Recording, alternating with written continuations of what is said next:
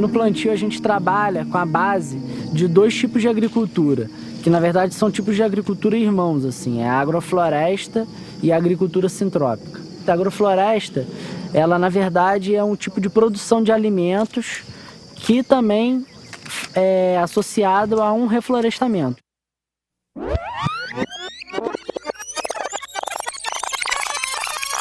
E a gente já era amigo de muito tempo. 16, 15 para 17 anos que a gente começou a se encontrar, a conversar.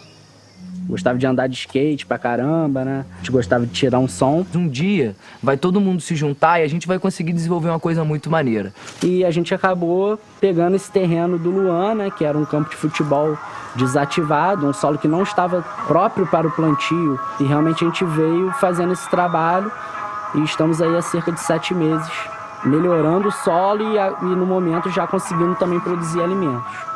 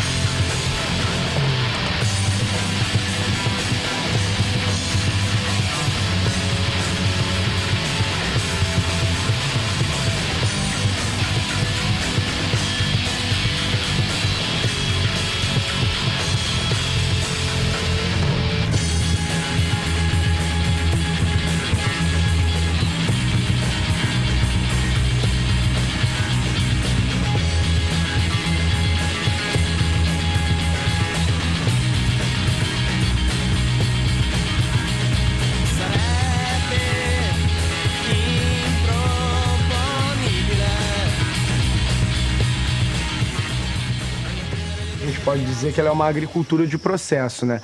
E assim como, né, se deu a relação no campo, né, a gente fazendo essa transformação, a gente também pode perceber a nossa relação assim como grupo, né? A gente começou primeiro num processo de amizade, né? Eu achei maneiro. Podendo fazer som, Gostei. podendo trocar ideias, discutir coisas que, assim, de certa forma afetavam o nosso dia a dia, sempre muito no plano das ideias.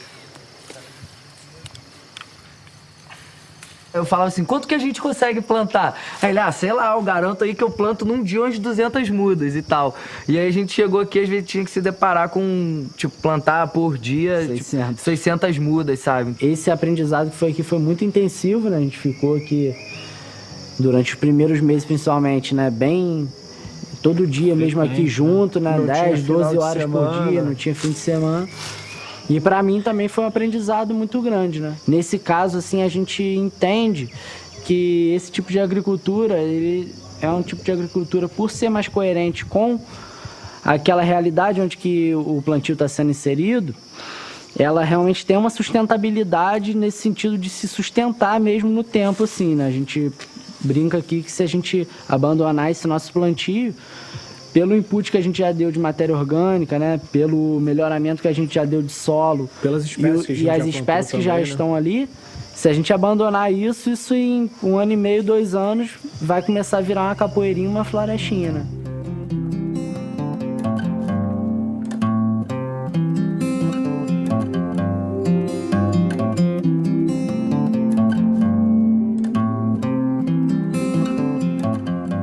Uma mesa que hoje em dia a gente usa, ela estava até meio empoeirada e a gente até sem papel.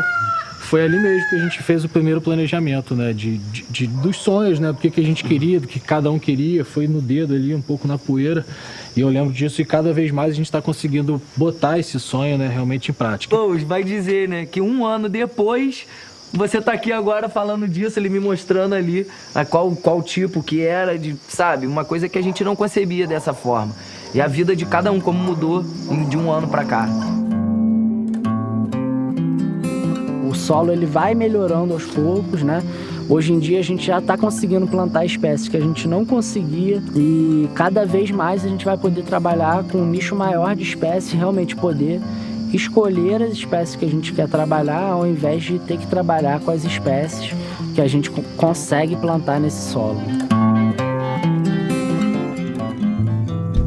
Para mim, essa ideia surgiu a partir de um momento mesmo até pessoal meu, assim, não de crise, mas né, de ter que se reinventar. Mesmo eu não escolhendo isso exatamente, acabei passando por vestibular de geografia e acabei cursando geografia, né, que é a ciência que estuda essa relação da sociedade com a natureza, né. Acabei me especializando mais num conhecimento fora mesmo da geografia, né, que é esse conhecimento da agrofloresta, né. Naquele momento me chamou muita atenção como que aquele método de cultivo da mandioca, junto com o cacau, junto com a banana, junto com diversas outras espécies, aquilo iria se transformar num ambiente florestal. Todo cultivo você pode fazer na escala que aquela planta suporta. A gente nunca vai plantar uma árvore num vasinho de horta vertical. Nem sempre dá para fazer uma floresta na varanda da sua casa, mas você pode pegar esses princípios e ir para uma escala mais reduzida. Mas a gente consegue pensar em espécies apropriadas para aquele tamanho de vaso e que a gente consiga também ter uma produtividade interessante. Primeira coisa, muito importante para o plantio dentro da cidade, é reaproveitar a matéria orgânica que você tem para o plantio que você vai fazer.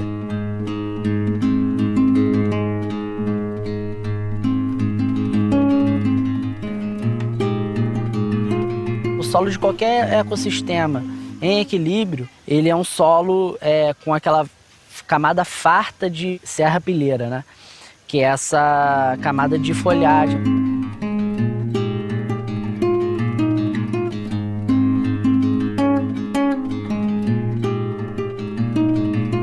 Se a gente quiser replicar isso daqui para um vaso, por exemplo, nessa questão da forma do plantio, é importante, por exemplo, a gente tentar não preencher o vaso de terra até a boca, né? Dá para fazer até com o dedo, né? Uma forma, que são as concavidades e as convexidades, né? Por quê? É na concavidade que se dá a formação da vida, né? E na convexidade é onde que os nutrientes são perdidos.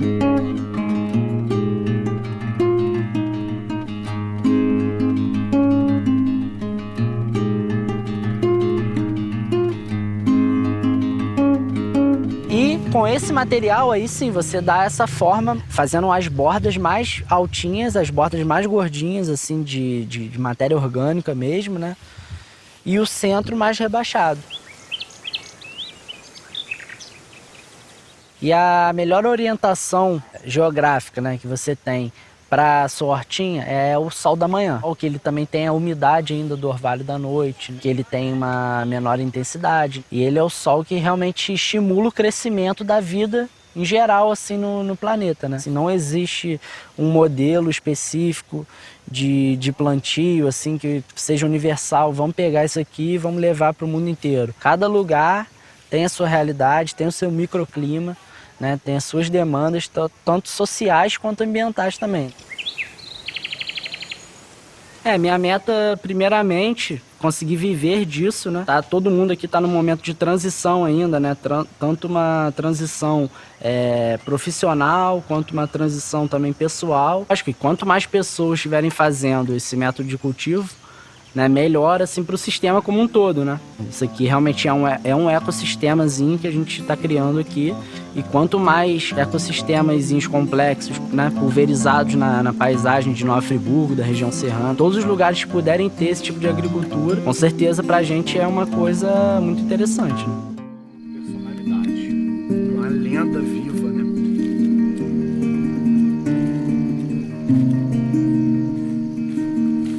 Desse convívio todo, a gente sempre pôde compartilhar essas ideias em comum. E chegando ao momento, né, de mercado de trabalho, estagiei em Câmara de Comércio, bilateral, mas sempre vislumbrando aprender mais e cada vez mais poder retornar um pouco aqui para a nossa região, buscando, de certa forma, me integrar.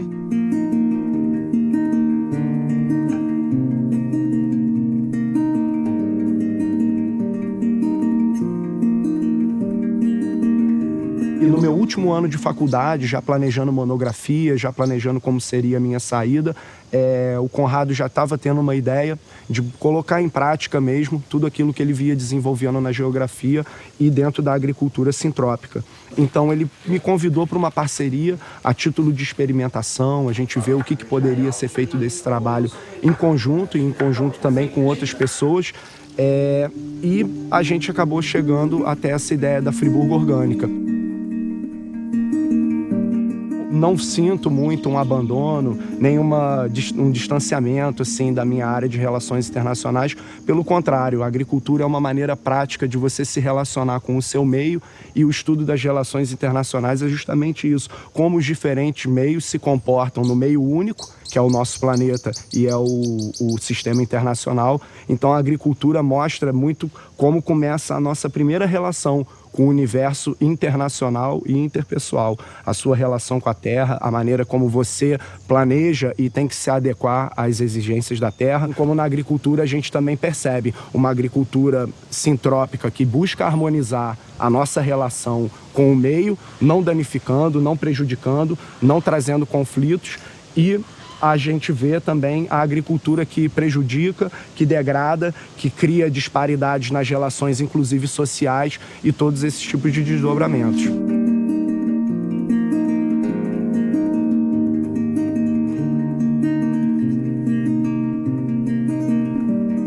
Hoje a gente tem o conhecimento para dar para a terra coisa que a terra realmente precisa para se desenvolver e que talvez, né, na época dos nossos ancestrais a gente não tivesse o conhecimento, mas dizer que a gente precisa do agroquímico para plantar, eu acho que é um grande absurdo, né? Da mesma forma como a gente sabe que o maior problema dentro da nossa estrutura de desenvolvimento social e de organização é a distribuição. Não falta energia, não faltam veículos, falta uma maneira de organizar e de você usar bem os seus recursos, né? Do parque já vai virar céu. Você tem uma Itaipu, mas você não construiu uma linha, uma rede elétrica para ligar o sul e o norte. Então você tem muita energia concentrada. E a agricultura convencional, ela faz isso, né? Monocultura, pastos enormes, cultivos enormes. Você está simplesmente concentrando a energia ali, criando uma grande oferta, mas que se isso não está aliado a uma boa distribuição, não se reverte em abundância. A humanidade se alimenta basicamente de 20 espécies de planta. 20 espécies de planta eu acho que a gente tem aqui na metade desse plantio, né? Então o ser humano escolheu um caminho limitado. O ser humano escolheu o caminho do desabastecimento. O ser humano que olha para uma planta e fala, essa eu não como, essa eu como. Mas por quê?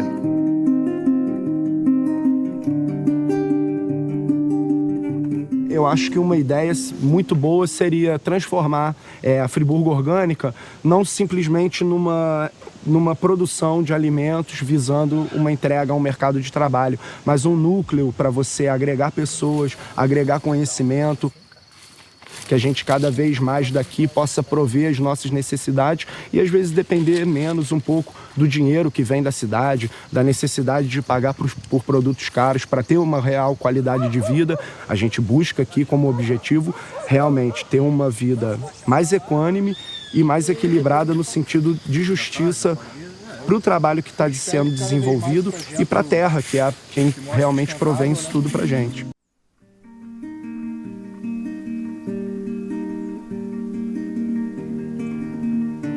Eu tenho formação de comunicação, né, jornalismo em si, mas desde criança, quando meu pai adquiriu aqui o terreno, que eu pedi a ele, falei, pai, vamos plantar aqui, cara, larga seu emprego, vamos comer só daqui, vamos colher só daqui. E ele falava para mim, não, a vida não é assim, essa terra aqui não se planta, essa terra aqui não vai dar nada, né? E o Conrado veio me mostrar, né, que tem como. A gente fazendo o tratamento certo, a gente fazendo um replantio, uma substituição de espécies, adubando o solo da maneira correta, a gente tem, sem dúvida alguma, como produzir.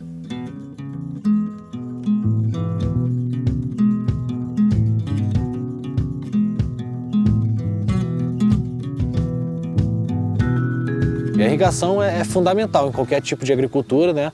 Seja ela convencional, seja ela orgânica, seja ela agroflorestal, sintrópica, a irrigação não tem como ficar sem.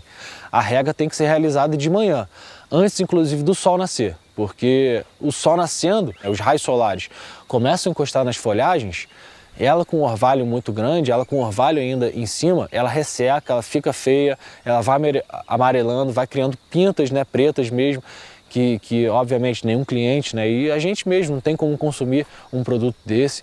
Então a rega em cima é para isso, para limpar e cada vez mais deixar as plantas propícias, né, para o seu desenvolvimento natural.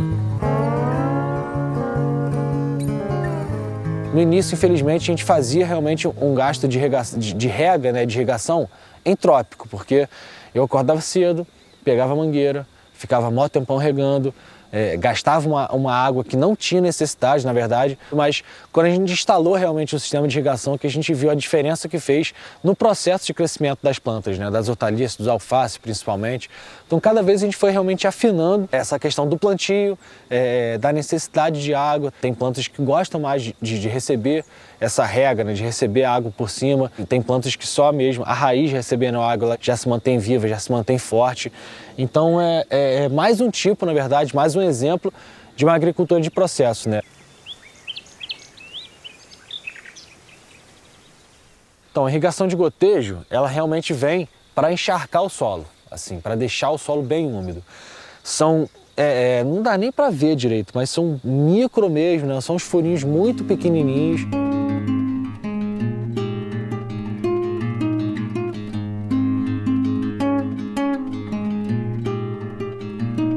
E já o microaspersor, ele serve para limpar, nesse inverno, limpar realmente as plantas, né, as espécies, as folhagens, independente do inverno ou não, depende de frio ou não, jogar água em cima da planta, né, porque tem muita espécie, muita planta que gosta de receber água em cima. E até também para manter o solo úmido, né, como a gente fala muito aqui, de manter o solo coberto, tanto para não expor o solo ao sol e à chuva. Nesse sentido, essa própria cobertura também ajuda e auxilia a que a irrigação, né, seja ela de gotejo, ou seja ela de aspersor, de microaspersor, façam com que a terra cada vez permaneça com essa umidade controlada, né, e assim beneficiando cada vez mais as hortaliças, né, não necessariamente hortaliças, mas digo no sentido do plantio, né, o que você precisar plantar, se você manter o solo coberto, se você tiver uma irrigação controlada, você vai ter certamente abundância no seu sistema de irrigação. E agora, após a montagem do sistema de irrigação, a gente planeja também o nosso tipo de plantio correlacionado, obviamente, com o nosso sistema de irrigação, né? Porque não adianta a gente botar uma espécie que quer água caindo por cima dela, né? Num determinado local aqui do nosso plantio, que ainda não tem esse sistema de irrigação, o sistema de microaspersor, né? A gente tenta trabalhar sempre com a terra minimamente regada para as hortaliças crescerem. Cada vez mais a gente reduzir o gasto de água, né, fazer com que esse gasto seja o suficiente para fazer com que as hortaliças cresçam, mas também não fazer com que a gente tenha algum desgaste ou gasto, né, a mais de água, porque a gente fala muito, né, a gente pensa, protege e quer sempre a cada vez mais fazer com que esse ecossistema aqui cresça, se desenvolva. Então a agricultura sintrópica mostra que a gente tem condição, mesmo em pequena escala, em grande escala, independente da escala, aplicando esse método de plantio, aplicando realmente a agricultura sintrópica no seu terreno, aplicando os conceitos que você precisa alimentar o solo, você tem que fazer com que o solo esteja sempre rico, sempre vivo e sempre cada vez mais com nutrientes. Tenho certeza que você pode fazer uma agricultura e deixar um legado, né? Por causa dessa questão toda do interesse com o ser humano como um todo, eu sempre fiquei muito naquela, não sabia aonde que estava isso, porque a gente sempre é muito cobrado, que você vai ter que fazer alguma coisa, então foi acabando o terceiro ano e eu não sabia muito bem assim, o que eu queria, então eu fiz vestibular para Ouro Preto, fiz turismo, fiz marketing, enfim, e graças a Deus eu não passei para nada disso.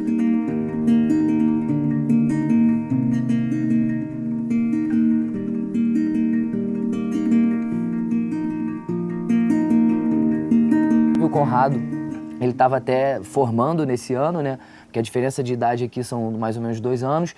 E ele ia muito lá para casa, pô, de manhã, às vezes ele no terceiro ano, o ritmo às vezes mais tranquilo, por ele também tá nessa. E a gente conversava muito, sabe? E foi no ano assim que eu mais cresci e falei, vou fazer psicologia. No fundo não era muito isso. Então aí eu falei, pô, então achei que eu tinha encontrado e não era bem isso. Então eu tento, dentro da psicologia, trazer essa questão do autoconhecimento a nível de consciência, entendeu? E que, mal ou bem, ao longo da minha vida eu vinha procurando e como realizar isso. E a partir daí que eu escolhi a psicologia, todos os meus empreendimentos, por exemplo, dentro da área de TI, essas coisas, eu sempre tentava trazer esse lado humano, mostrando para as pessoas que o problema das relações comerciais, o problema da alimentação, o problema de tudo, tá na falta do ser humano se compreender. E tentei fazer uma empresa, um site de lista telefônica de Friburgo, empresa de TI, né, vendendo loja virtual, desenvolvendo site, e até que pintou o projeto que eu mais me identifiquei ao longo desse tempo todo foi esse da Friburgo Orgânica, quando o Conrado sugeriu, né, a parceria a todos nós.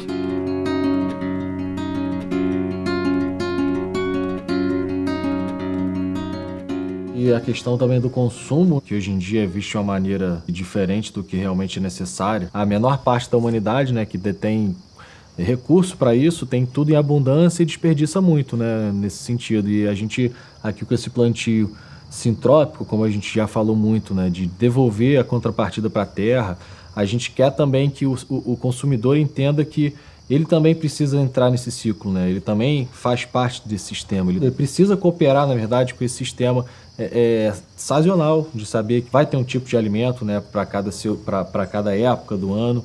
E a gente gosta de estimular isso no sentido de o consumidor tem cada vez mais se conscientizar que isso daqui é parte de um projeto muito maior.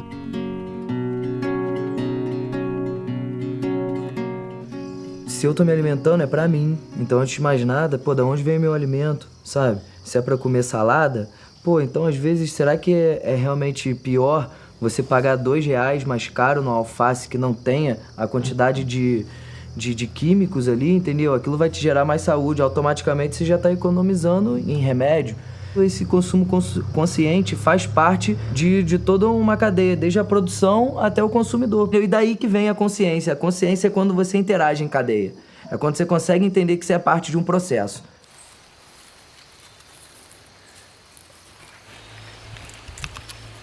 Esse aqui é o qual nabo.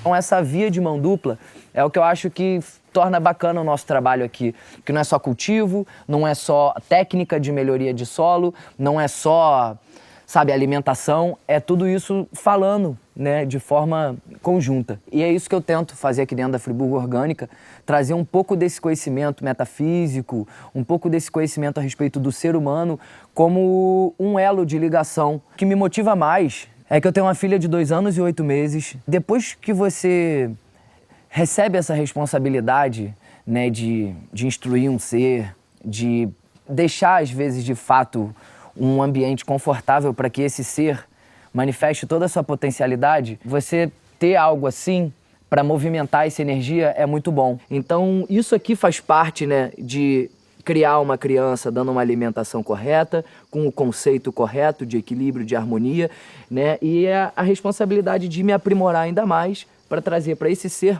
todo o suporte que precisa.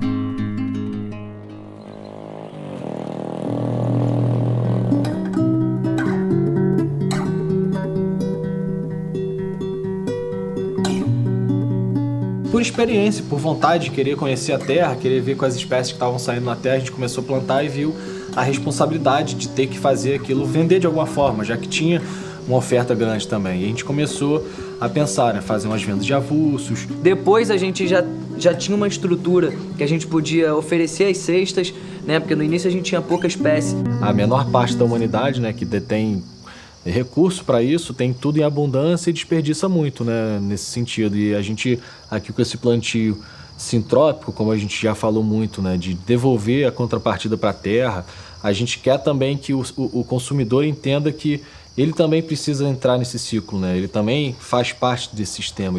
O produto convencional ele é tão barato, na verdade, que alguém nesse ciclo, né, de consumo, desde o produtor até a pessoa que recebe esse alimento em casa ou sai para comprar, alguém está perdendo.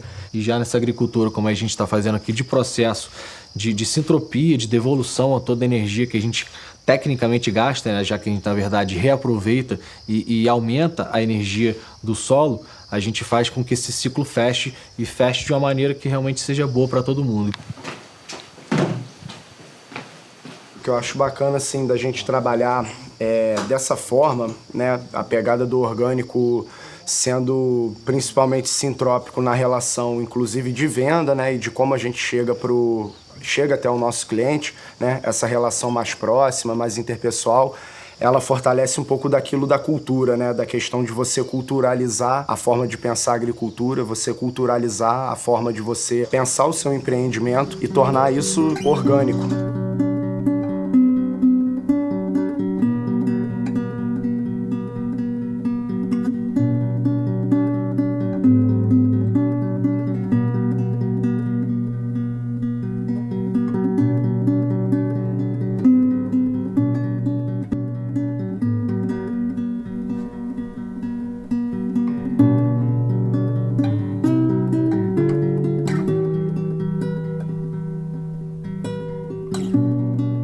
Pontos mais positivos assim que eu enxergo na venda direta, na verdade, é essa quebra, né, dessa relação do atravessador, né? Então, você está vendendo o seu produto diretamente com o seu cliente. Então, tem essa valorização mesmo financeira do produto, né? O agricultor consegue vender a um preço mais justo, né, o produto dele.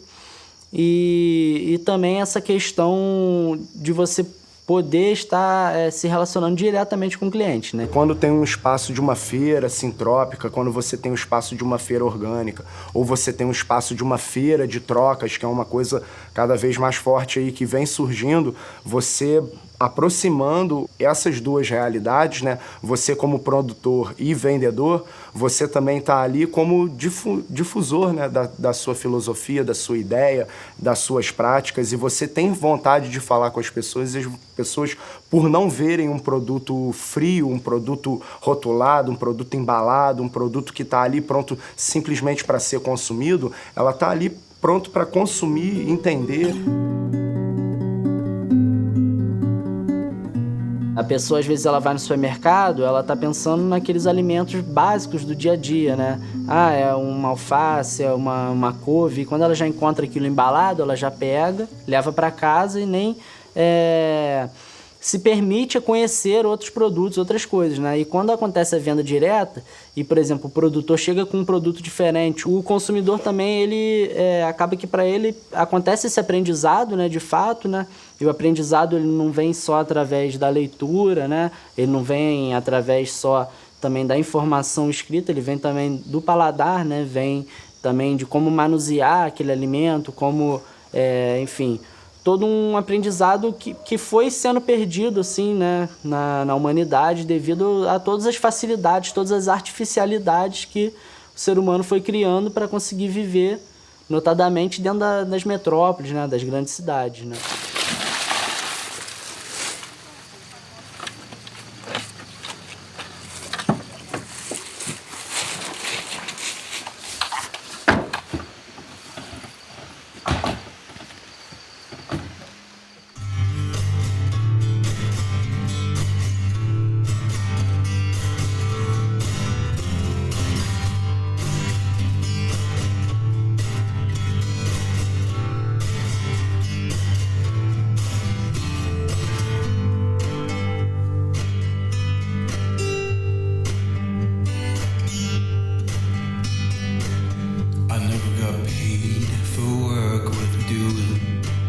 And I never paid for any